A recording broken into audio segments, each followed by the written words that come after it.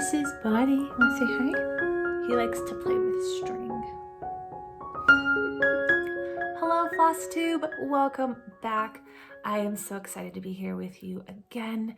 It is January. It's hard to believe that it's January 2025, and it has been a few weeks since my 2024 end of year whip parade, and I have been working on the two projects that I pulled at the end of that video. So I'm really excited to dive in. We're going to talk cross stitch today. We're going to talk some plans for February as well. Let's jump in. Can I quickly show you two Christmas presents? My mom cross-stitched this for me. It's a mug. It has my name on it. And it says, The Story Stitcher. And she put a little skein of floss. It looks like a DMC label to me. And she put some little books there. How neat is this mug? I'm going to show you. It says, all it says is made in USA, patent pending. So I can't give you a brand, but I think she got this. I feel like she might have gotten this. I feel like she might have gotten this at a yard sale. And so I don't think I'm brave enough to put liquids in here. I don't want anything to happen to her beautiful stitching. Looks like she did this on a 14 count Aida. Isn't this cute? And of course, tucked inside was a Hobby Lobby gift card. That was a good gift from Mom. And I'm probably going to put pencils in it or little things on my desk in my stitching space is what I'm thinking about doing. So thank you, Mom, for that. The second little gift I have to show you are the slippers that my daughter made me. You all love the ornament that she made me, and she crochets. And so she crocheted me slippers. They're on my feet. So let's see if I can show you without falling out of my chair. This is going to be risky. There they are. They're so cute. That was quite a feat. Now that we've had our workout for the morning, let's dive into the whips. I would love to hear if you got anything cross stitch or craft related in your stocking or for Christmas. And if so, what that was. Maybe something that you're really excited about. I'd love to hear any updates that you have. Okay, whip number one is Emerald City by Owl Forest Embroidery. And so this is my work in progress, and this is the second time that I'm showing you a actual progress update. So the first time you saw it, I had done the Wicked Witch of the West. And today I got some progress to share with you, and it's still in the little Q snap, but let me show you what I have. Here is the progress. So moved on from her, I decided to go up and do the flying monkey. And then I headed right, took a right there and worked on the Wizard of Oz. That's what he's called, right? You can see him right there at the top next to that monkey. There they are. He looks a little bit like a leprechaun. He's super cute. And so I'm looking forward to continuing on that section. I decided to go down to make sure that I have enough space on this piece of linen, which is, I think it's 28 count. I am going to drop that in the description for you if you're interested. It's such a pretty green, sort of a seafoam green. And I'm loving this project. I am doing it mostly on DMC, and the original is done in Fancy Floss. It's in their own floss. Do I regret not buying it? In an artistic way, yes, I do. My budget was maxed out, and so I decided not to splurge on their beautiful, beautiful floss. But as you can see from the sample image, it is so stunning with these variegated flosses that Owl Forest Embroidery puts out. I do wish I had the floss, but I'm having fun with the DMC conversion. I will let you know that if you decide to do this, it is quite different. And I think I'm okay with this. I I've wrestled a couple of times while working on this if I should change it up, if I should do it differently. I just don't want to frog things. Whenever I try to frog something on a beautiful piece of linen, I did poke a hole in a piece of linen once. So we're not going to have that repeat. So I'm going to leave it. This has been a great learning experience, and I'm calling this first year of cross stitch a learning year, as all of them will be, but I'm going to be learning different things. And so this year I'm definitely learning about color conversions and fancy floss. And what I've noticed is that when a chart is charted for a variegated floss, I typically find that the chart itself has less color changes. And so sometimes the conversions work out and sometimes the colors will look a little bit more flat, but we're playing around with it. I'm having some fun. Again, I'm using a lot of DMC, but I'm also using a few fancy floss. So for example, on these mice, here I just used the gray DMC for the monkey's wings, but on the mice, I went ahead and switched it up to fancy floss just to see what happened, and I really love the look. I think they have a little bit more character, slight change in tone. So I have pulled a few things from my stash to be able to do that. And let's see, this is the project bag, good old Ziploc, and these are the floss. So we're going to talk floss today. One of them is going to be floss organization. The organization on this is very dismal, and there's a couple of reasons for that. One is because I was in between deciding if I wanted to do bags or if I want to do floss cards. I also clearly did not fully kit that up. And also because I have a number of projects going on, and so you'll see at the end of this video, I'm going to pick a monogamous project because I want to be able to really organize things really well, pick one of my whips and just be organized. And I feel like I've been a little bit scattered. Let me know if any of you ever feel that way, where I am not kitting up my projects as neatly as I would like. And so that's what I want to transition into doing, again, the year of learning. So pretty much all DMC in here, and then these are some of the fancy flosses. A lot of Weeks Dye Works. And the Yellow Brick Road I pulled from a company on Etsy. It's called Afterglow, is the name of the floss company, and it's over dyed DMCs. I pulled this for the Yellow Brick Road. So again, being very budget minded, but wanting to make this special. So I'm kind of digging through my stash, and I think that turned out quite well. So next I'll head down into the little cabin and I'll get to do the tornado as well. Once I do the tornado in the cabin, I will reach the bottom and hopefully we'll have a full thumbs up on everything fitting, but I am 99.9% sure that we are good. I am not stitching it in a Q-snap. This is actually a quilting frame, and I usually have felt in here to kind of pad it, but I took it off so you could see what's going on. I probably should take this out of the frame, especially since I'm going to put it in its bag. But there you have Emerald City. I always want to call it the Wizard of Oz, Emerald City. And lots of lions, tigers, and bears going on, mostly lions, because that's going to be coming soon in that pattern. And I am currently working on a lion. You saw this next project in the last couple of videos. I talked about the lion and the reason why I'm doing a lion. So if you want to go back and watch those, or you might already know, but I won't bore you with the story again. But this is one that I chose because it's near and dear to my heart, and it is by a company called Few Colors. They're on Etsy, and as you'll see by the pattern, you get to do it in one color. So I decided to possibly veer from a singular color and maybe do multiple colors, with the idea of doing some circusy color changes. I don't know if it's going to work out, but we're going to give it a try. And I'm just going slow and steady on this one. Here are more of the floss. Here is more of the floss. Again, it's that company Afterglow, which is what I borrowed my Yellow Brick Road color from.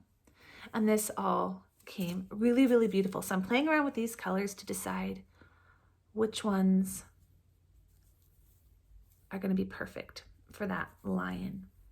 And definitely decided to start with some of the more neutral colors. And so I began with this color because it's the darkest of the tones. And I thought it would be a really, really pretty way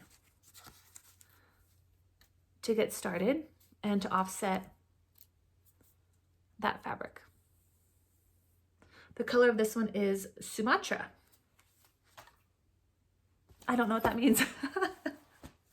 Okay. Here is what we have, and I am doing this on a piece of 28 count vintage country mocha. And I just have the top of his mane. I know it looks like a scattery little situation going on, but this is the very, very top of his mane. And I think he's gonna be beautiful. This one actually is a little bit more time consuming out the gate than I expected because there's so much counting involved. Since that top of his mane is a little bit scattered still, most of the stitches are not connected. So it just takes a little bit of extra counting. I want to get everything in the right spot. But I think that this kind of brownish mauve looks so pretty on this vintage country mocha. So I'm really, really glad that I chose it. Now, there he is, the top of his hairdo, and I'm going to work my way out, and then I'm going to work my way down. And as part of this color process, I'm trying to decide if I should change up the colors. So I've begun with this one. I'm thinking about maybe transitioning to this one and possibly working my way through a number of these colors. I'm not quite sure yet. I'm just taking it slow and steady. Kind of want to see how it looks, kind of feeling my way. But I'm happy with this start. And this was my New Year's start, a new start for 2025. And it doesn't look like much yet, but eventually we're going to have a beautiful lion on this piece of vintage country mocha. I am looking forward to that. Now, as you can see, that's 2 whips, only 2.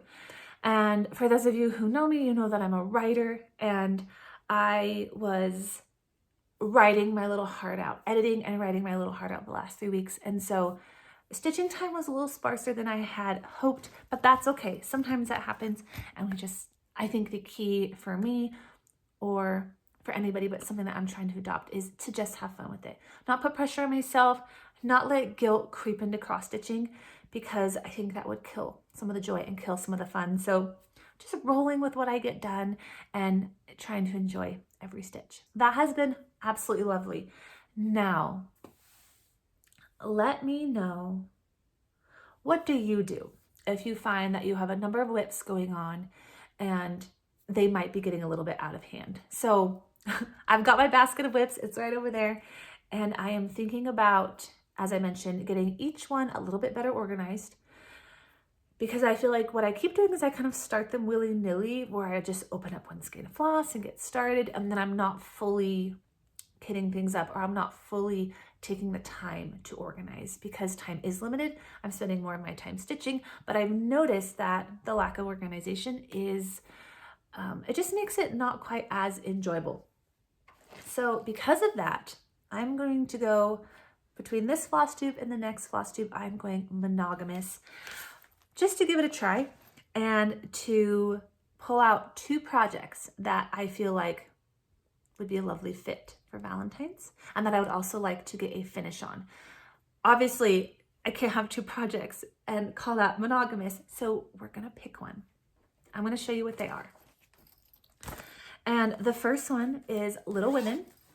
I love this one. I definitely want to have a finish on this one within the next couple of months. So there's Little Women by the designer Posie. This is one of my favorite projects. I've just been aching to get back to this one. It's very well organized. I mean, look at this floss ring. How nice pristine is this little puppy? So everything's exactly where it needs to be. Everything is fully kitted up. It's beautifully labeled. This was baby Joanne. This was baby getting started Joanne, who took great care in properly kitting things up. And I want to be this version of myself again. So I'm pulling this one back out for the chance to make progress. I don't know if I'll get a finish in the next 2 weeks, but let's see how far I can get. So this is one of the options. I'll show you where I'm at. You did see this in my whip parade, but I'll just give you a quick glimpse in case you haven't seen that. This is where I am, the top border, the house, and the first girl is there. Oh, I cannot wait to frame this one. This one is going to be a treasure for me. This is definitely going to be an heirloom piece. It's going to go in a beautiful frame. I could not love this pattern or this project more. So that is one option, is Little Women. Again, as you can see, nicely kitted up and ready to go. The next option we have is the True Love Sampler, which I mentioned wanting to work on for Valentine's. It is January 20th today, so I've got a little ways to go, but this is one here, the True Love Sampler. It is by Happy Mood Point, which is an Etsy company. Really pretty colors. And I've got a decent start on this one. I'm doing this one, let me pause. Rewind. For the Little Women, that is 28 count Jobelin by Witchelt. Did I say that right? I think I did. It's an even weave, and it is in the color coffee. And this one is a 14 count Ada, just in the color white. One of my very first projects. And that is how much I have done. So a decent amount of stitching on this one. And I'd really like to revisit this one. I'd really love to get a finish and maybe a frame on this one. I don't know. I won't go too quickly. I won't make big plans that I cannot keep. But this is another heart project that I would love to visit as we start to tiptoe towards spring. So thoughts on this one are that I can just pick, I can just choose, or I can blindly choose. What should I do? I know I want to ask for your advice, and then you won't be able to weigh in until after I've decided. You know what? I'm going Little Women. It's just staring at me. It's just looking at me. It's asking to be chosen. It's asking to be finished. I'm going to stitch on Little Women. I'm not going to pick blind. I'm just going to follow my heart on this one. And I feel like this should be the project, especially because it is the neatest kitted up. And the True Love Sampler I am drawing from stash, so I would need to do a little bit of work to kit it up. And I would really like to make the next couple weeks of cross stitch as organized and smooth as possible. I don't know about you, but this is speaking my language. So let's go with Little Women. Fun little fact for you. I'm a homeschool mom. I have 3 kids that I homeschool. My husband has 3 kids that are in public school or college. And so as part of that, I teach homeschool classes at our co-op. And it's starting on Friday, our homeschool co-op. We've got lots of kids in the co-op, and I'm teaching a cross stitch class. So I have to show you what I got. I got them hoops. I have 8 students, 8 girls, junior high and high school girls. I went ahead and got them 6-inch hoops. I ordered these off of Amazon. I cannot wait. So as part of that, I will be teaching them some very cross stitch basics. I know I'm new at this. I probably should be molding young minds, but I'm going to anyway because I have to share the love of cross stitch. And so since I have the chance to teach a class, I thought, why not cross stitch? And I'll be bringing along my project with me when I do that. Probably will not get any stitching done the first week. I might never ever get stitching done, but once the girls get in the groove with their projects, I can sit and stitch along with them. So I'm really excited about that. And the second class that I'm teaching, I am the co-teacher for this one, is called, it's an audiobook and handicraft class. Love listening to audiobooks. So it's got boys and girls in that class. And I'll be bringing this along as well. So every student in that second class is going to be working on a project of some kind. It could be knitting, it could be crochet, it could be Legos, it could be Sudoku, crossword puzzles. We're going to bring some puzzles. It's really just the idea for one period out of the day, the students are going to get to kind of mellow out, listen to a great audiobook, and work on something with their hands. So while the audiobook is playing, I'm going to have my project bag with me. Was there a little strategy involved in selecting these classes? Yes, there was. This was a girl that wanted to get a little more stitching time into her life.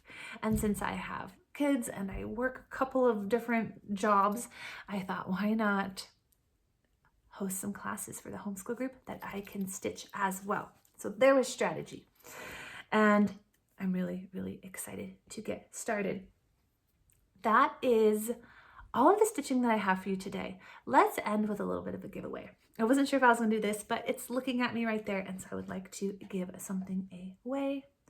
And this is going to be in celebration of finishing my edits, which I shared about in my last video. I'm gonna try and give you all just a quick little book update now and again, and I finished my maybe third round of edits, and it was very intense, but it got done, and the book is back with my publisher. They are so happy with the results, and it's heading out to endorsers, which means that there are some lovely authors out there that have the manuscript in their hands and they are reading it for endorsement. I'm a little nervous about that, but it's also very exciting. And I got my first glimpse of the cover. So that's not what I'm going to show you today. Once the cover is finalized, I will get to show it to you. But I wanted to give away 3 books. It is my very, very first series. It's packaged kind of cute. And these are inspirational romance novels.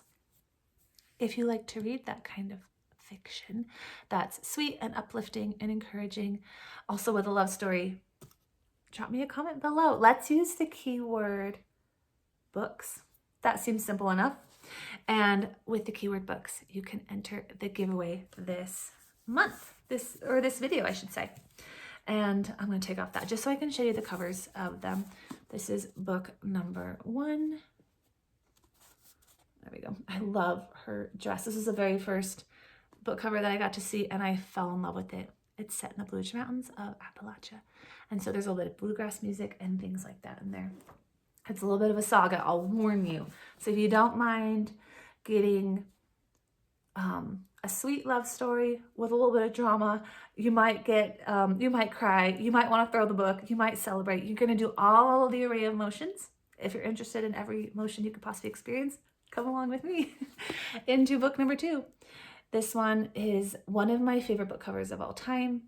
There's the guy again. This time he's on a horse, and there she is in her beautiful costume. I loved this one. It's the same model. She's so, so pretty. There's number 2. Number 3 is the last one. There he is again in the background with the girl in the front. And this is called the Cadence of Grace series, and that's book 3. So that's the giveaway. I am going to give away all 3 books to one winner. So drop your name or drop your comment in the chat with the word books. And so I think just the standard rules, right, apply 18 years old. And then I'd say because these are a little bit on the heavy side, let's go ahead and do those to U.S. residents. If you are international and you want to comment anyway, please do so. Let me know that you're international, and I can give you away, I can give you some other digital goodies, like maybe some digital books of some kind. So still feel free to enter. And that is going to be it for this floss tube. I'm going to be back in a few weeks with Little Women and my beautiful floss tags, my beautiful floss drops. And as hopefully life slows down a little bit, I will have some more organization on the way, and I would love your organizational tips. So if you have any tips on your favorite ways to keep things organized as you start new kits, maybe share with me your process of, you see the pattern, you get the floss, what are the first things that you do? I'd love to glean from your wisdom, and I will be back soon. So thanks for watching, everybody. Hope you have a wonderful rest of your January. I will probably see you in February. I look forward to seeing you again soon. Bye.